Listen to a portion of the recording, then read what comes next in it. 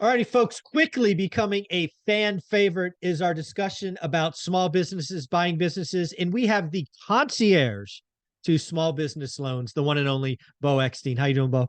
Doing well, doing well. I don't know if you like that title, but you now are the concierge to small business loans. I've just deemed that your title. Yeah, I like that title. I mean, over my career in lending for the last 20, almost 25 years, I consider myself more of a counselor and helping people make decisions. Yesterday, for example, a lady had scheduled a call and she was an attorney and she was looking to buy out her partner. Mm, And I spent 20 or 30 minutes on the phone with her. And ultimately I said, an SBA loan isn't the best idea for you, because if you can get the your partner to sell on terms, it's way better, because oh at the end yeah. of the day. So she thanked me. She's like, well, why do you do this? I said, well, most of the time it leads to a deal, or if it doesn't, you're going to refer somebody to me. So Mhm. I play the long game, and Right. essentially that's being a concierge is kind of the same line Yeah, of no, that. I think that in you and I, the reason we gel, the reason you're coming back each week is because, clearly both of us are go-givers. We want to help. It's not all about the money for us. That, like, sometimes there's no deal there. There's no there, and we just tell them. But what I want to talk about on this conversation is we talk about Cody Sanchez. We've done a lot of talks about buying small businesses. Uh, I have a lot of friends in tech who make, six figures plus that are now excited about buying a business. I want to be very clear for some of those folks who have high W2 incomes, buying a franchise actually might be a better option than buying a small business. It's less of a heavy lift. There's a lot more infrastructure. But as the concierge to small business loans, I thought I would ask you, what do you think about buying a franchise if you're an engineer or a sales guy or something of that nature?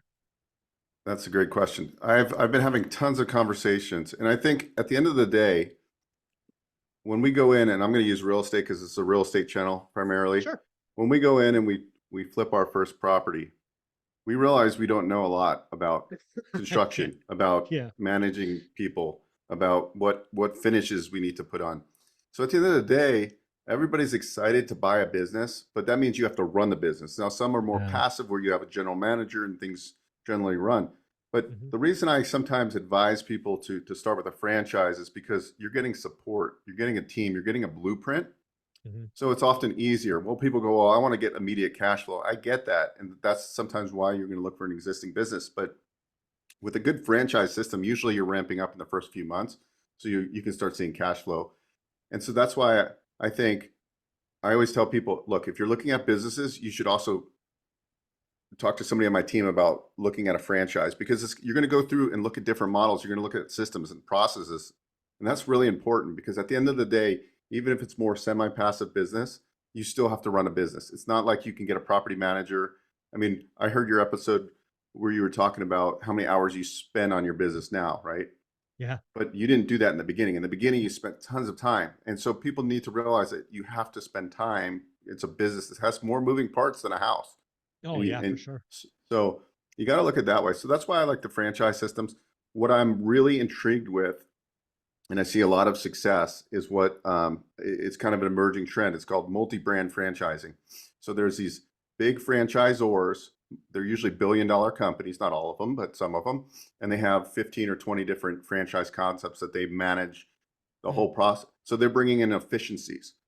So what I like is to go into one of these. It could be a service-based business. Let's just use a flooring company. They could own a flooring company. Then you go into that, you get that business running. Now you have team members, you understand the market, and all of a sudden you're getting requests for painting. Then you look like that multi-brand franchisor has a painting franchise. So you build a mini platform under their platform. I really like that in the mm, service-based space. I think these are recession resilient businesses. People always need HVAC. People always need flooring. People always need their garage door service. People always need closets in their new homes. These type of business, people need kitchen tune-ups, kitchen remodels. So I would look for if you're looking to kind of scale slow in the beginning, because you right. got to learn how to run a business. You can't walk in and expect to know all this stuff. So that's why I like franchise models, is because it's a system, and I know the skill sets I have. And as I'm going through different business ventures, I invest as a passive investor in some businesses because I have somebody operating it. So that's a Right. model. But if you want to, start a business, I think you gotta look at the franchise world, because you might buy an existing franchise. It could be, I have a gentleman right now buying a resale budget blind. It's been in business for 10 years. So understanding franchise and process, at the end of the day, I want you to go through these drills and exercises because you're going to be a better buyer. You're going to have a better buy box. You're going to define. A lot of people, we have what's called the FDD, which is a franchise disclosure document. Hmm. And that's going to give you the numbers of, like, the top 50 franchises in this sector. So they have, like, let's say they have 300 units nationwide. It's going to show you the top 50 on this franchise are doing 1.8 million in gross sales. The bottom 50, the mid, right? So you're kind of seeing that, but you can't just look at the franchise disclosure document. It's a very important piece, but you actually have to get in and talk to other people that are running the businesses in different Right. markets. That's really going to help you. Yeah. When you look about a franchise, one of the things that, I know nothing about this. I always remember hearing about McDonald's and other fast food chains costing over $1 million.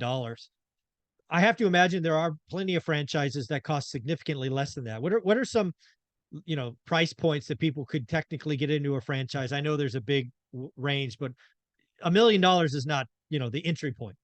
We have some that are 80,000. I would say the majority of home service based businesses with no brick and mortar location, anywhere from 125,000 to 250. Oftentimes you can get SBA Express loans, or you can. Another really cool thing is a lot of people that work in Silicon Valley or anywhere in the world, they left a job and now they have a 401k, or Hmm. they can do what's called a Rob's rollover and roll that into a Rob's plan, and then that can be your Oh. equity injection or pay cash for the franchise concept. So there's a lot of franchise concepts that you can get in for 175 grand, Hmm. and you can use HELOCs on your house, you can use SBA financing, unsecured term loans. There's all these ways of doing it, and then it's really understanding the model, setting the right expectations, and then learning the systems and processes, and really finding a franchise that's going to support you. What do they do for marketing? What do the royalty fees look like? And that's why you get a good franchise broker. So what I did, I got early on, about 4 or 5 years ago, as I started really diving into SBA financing, people would call me, "Hey, I want to buy a franchise." And I kept on getting that call over and over again. And they had no clue. They would just go straight to the franchise, and they would say, "I want to buy this franchise." They had no idea about all the different 4,000 franchise concepts out there. So the benefit of working with a franchise consultant or broker is, one, it's no cost to you. The franchisors all have a marketing fee and they pay referral fees to the franchise brokers. So it's like Mhm. it's really a concierge service, but they're going to teach you and show you checklists and things that you need to ask, because at the end of the day, you can't really teach overnight somebody Yeah. how to run a business. It's a complex. You got to learn how to look at a P&L. You got to learn how to work with your CPAs and accountants. A lot of people that are W-2 don't even understand tax strategy and why owning a business. Like, I remember talking to the guy that works for a large social media platform, and he makes a good amount of money. He's a young guy. He makes close to $400,000 a year, and he has no tax write-offs. I go, well, what if you owned a business and then you had Yeah. these, and the car you own is now a business expense? All these things. What if you Yeah. could offset some of your earned income? So I look at strategy totally. Like, I was looking at doing vending machines, actually, because I like Section 179. You can write off the machine, the cost of that $6,000 or $7,000 vending machine, and you can write that off against your income, your earned income. So there's strategies behind that, and so oftentimes we're getting somebody who, it's a husband and wife. One of them makes less money. Maybe that person over the next 12 months would exit out of their W-2 job.